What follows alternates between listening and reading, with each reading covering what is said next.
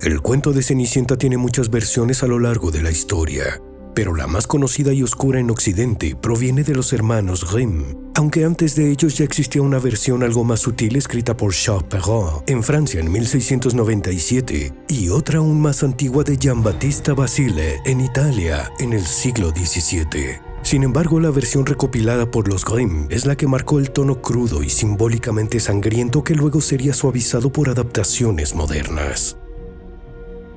El bosque se cierra sobre sí mismo como una prisión de ramas retorcidas. Entre la maleza húmeda y el crujido de hojas podridas bajo los pies, un sepulcro sin nombre reposa en silencio.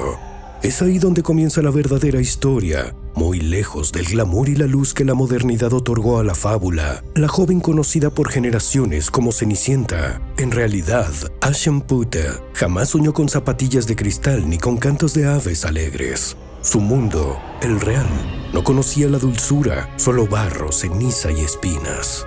Aschenputtel vivía bajo el techo de una madrastra que la odiaba con frialdad meticulosa. Tras la pérdida de su madre, su padre no era más que una sombra arrastrada por la voluntad de su nueva esposa. La casa se convirtió en un campo de servidumbre. Las hermanastras, altivas y crueles, la despojaron de su ropa, su cama y su lugar. Obligada a dormir en el suelo, con los cabellos cubiertos de hollín, Aschenputtel ya no tenía nombre, solo un apodo, la niña de las cenizas o Cenicienta. Sin embargo, en el corazón del bosque, sobre la tumba de su madre, algo germinó. No fue solo una rama, fue un vínculo, una petición nacida del dolor más puro, del deseo infantil de que alguien o algo la escuchara. Día tras día, regaba aquel brote con sus lágrimas, hasta que el árbol creció, y con él, algo más. Algo que la miraba desde las ramas, un ave, blanca como la niebla de invierno, que respondía sin palabras a sus súplicas. No pedía nada a cambio, simplemente acudía. El palacio del rey anunció 3 noches de celebración, no por simple fiesta, sino como un método para encontrar una esposa para el príncipe. Una elección vestida de gala, con una finalidad tan antigua como el propio linaje. Aschenputtel, apartada y envuelta en harapos, pidió asistir. Se rieron de ella. La cubrieron de lentejas y guisantes arrojados al suelo, ordenándole que los separara del polvo si quería merecer un lugar. Era una trampa disfrazada de reto. Pero las aves del bosque descendieron, no por obediencia, sino por una deuda ancestral con aquella muchacha que lloraba en silencio. En minutos la tarea estuvo hecha, y aunque su madrastra se negó de nuevo, creyendo que nadie podía vestir cenizas con oro, Aschenputtel caminó al bosque. Al pie del árbol sus lágrimas llamaron otra vez a la criatura alada. Esta no trajo un vestido cualquiera, sino uno que parecía arrancado del ocaso, dorado, pesado y real. A sus pies, no cristal, sino unos zapatos de oro, firmes, irrompibles. En la primera noche entró al baile sin ser reconocida. Danza tras danza, el príncipe se apegó a su figura. Pero ella desapareció antes de que el sol revelara su identidad. La segunda noche repitió la huida, y la tercera, sabiendo que ella volvería a escabullirse, el príncipe mandó cubrir los escalones con una sustancia espesa como la resina.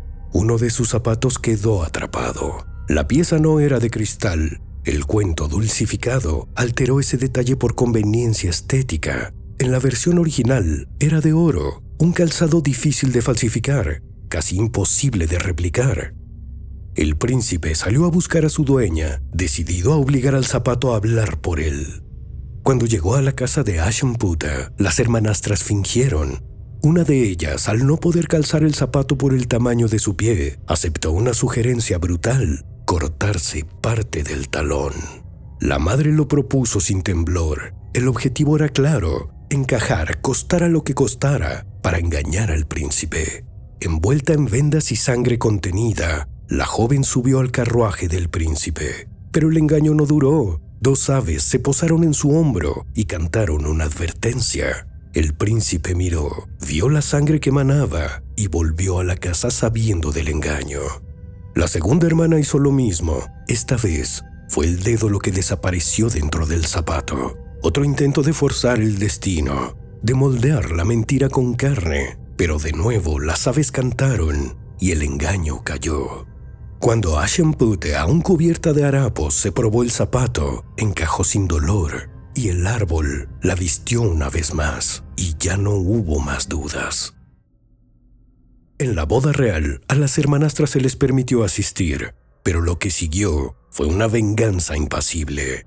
Las aves, fieles guardianas del equilibrio, descendieron una vez más. A una le arrancaron el ojo derecho, a la otra el izquierdo. Y cuando intentaron seguir a la nueva reina, perdieron el otro. Quedaron completamente ciegas, no por orden humana, sino por sentencia del bosque. El cuento que muchos aprendieron fue pulido, adornado, vaciado de su esencia oscura. En las versiones posteriores la violencia se disolvió en azúcar, la magia fue domesticada y el dolor borrado. Se intercambiaron las lágrimas por canciones, los castigos por perdones, la justicia por un final feliz. Se olvidó que Aschenputtel no fue salvada por un hada ni por la bondad de nadie. Se levantó sola entre cenizas, barro y madera podrida. El árbol en la tumba no era solo un símbolo de consuelo, era el canal entre el mundo de los vivos y los que aún observan. No había varitas ni encantamientos, solo una fuerza antigua que respondía cuando el sufrimiento era auténtico. Una fuerza que no vestía con palabras, sino con actos precisos, como un juicio mudo. La historia, conservada por los hermanos, fue transmitida como eco de advertencia. No era un sueño de infancia, sino un reflejo oscuro de lo que ocurre cuando la malicia se disfraza de familiaridad y el poder cambia de manos. Las aves no cantaban por ternura, cantaban para señalar lo que debía corregirse. No hubo redención para las hermanastras, solo castigo. La figura de Aschenputtel nunca se vendió como un ideal de virtud pasiva. Es verdad, era una muchacha rota, pero también astuta, paciente y conectada con algo más profundo que los caprichos de una corte. Nunca suplicó caridad, solo pidió oportunidad. Y cuando la obtuvo, el mundo entero giró a su favor. No porque lo mereciera, sino porque así lo dictaba el equilibrio natural. Hay cuentos que nacieron para dormir a los niños. Otros, como este, para mantenerlos despiertos con la idea de que aún se escuchan los pasos de una joven Cenicienta. Suscríbete. YouTube cree que te gustaría este video y esta lista de reproducción.